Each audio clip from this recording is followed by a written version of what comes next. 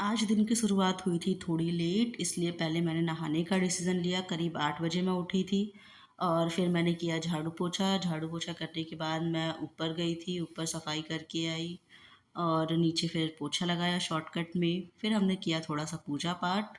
पूजा करने के बाद अगेन मैं ऊपर गई थी, ऊपर कपड़े वगैरह सुखा के आई और पौधों में फूल जो यूज़ थे वो वाले डाल के आई।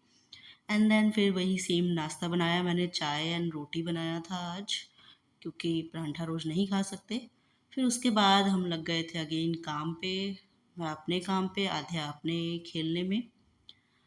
और ऑफ़िस का वर्क करने के बाद फिर मुझे हो रही थी लंच की टेंशन, बट आज लंच बनाया था मेरे देवर ने अपनी फ्रेंड के साथ मिलके। उनकी एक फ्रेंड आई थी और लंच में बना था कढ़ी पकौड़े।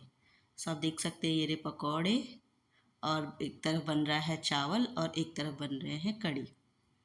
सो ये बहुत टेस्टी था लंच आज का। कढ़ी चावल बहुत टेस्टी थे। सो थैंक यू अगर आप ये वीडियो देख रहे हो तो आज के लिए थोड़ा सा डे को इजी करने के लिए। यहाँ पे चल रही थी लंच की तैयारी, मिलके कर रहे थे। आध्या भी इनके साथ खेल रही थी। अगेन मैंने ऑफ़िस का काम निपटाया अपना।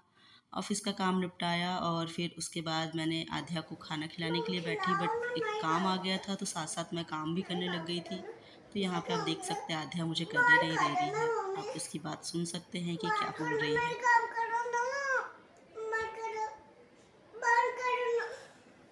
कर रही, बंद कर दूँगी। इस तरीके से ये मुझे काम नहीं करने देती। उसको खाना खिलाने के बाद मैंने सुलाया, फिर अगेन मैंने ऑफ़िस का काम कंटिन्यू रखा।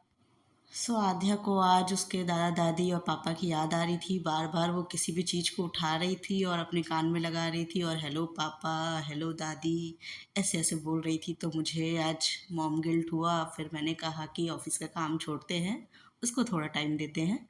मैंने उसके साथ बहुत सारा टाइम स्पेंड किया। वो जब उठी सो के करीब साढ़े 4-5 बजे, तो उसके साथ मैं करीब 7 बजे तक खेली, टाइम स्पेंड किया। फिर उसके बाद अगेन हम बैठ गए डिसीज़न लेने कि क्या खाना बनेगा। तो अभी हम यहाँ बैठ के आध्या खेल रही है और हम डिसीज़न ले रहे हैं कि क्या बनाएँ खाने में। यहाँ देवर जी सलाह दे रहे हैं, ये नहीं वो बनाएँ।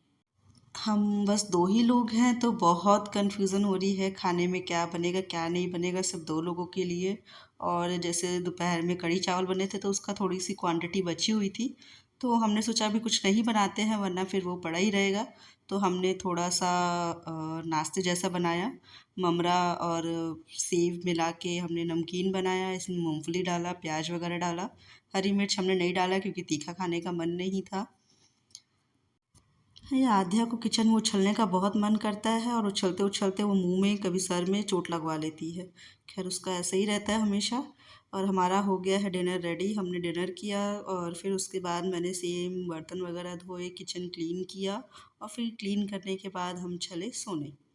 उसके बाद आध्या की मालिश और पहनाया डायपर, फिर हम गए सोने। पर इतनी जल्दी आध्या सोती नहीं है, उसने किया थोड़ा-सा परेशान मम्मी को, फिर बोली कि अब मुझे पढ़ना है। तो उसको सोते-सोते मैंने दिया बुक्स, तो वो पढ़ रही थी और पढ़ते-पढ़ते बहुत देर बाद वो सोई थी, करीब 11 साढ़े 11 बज चुके थे।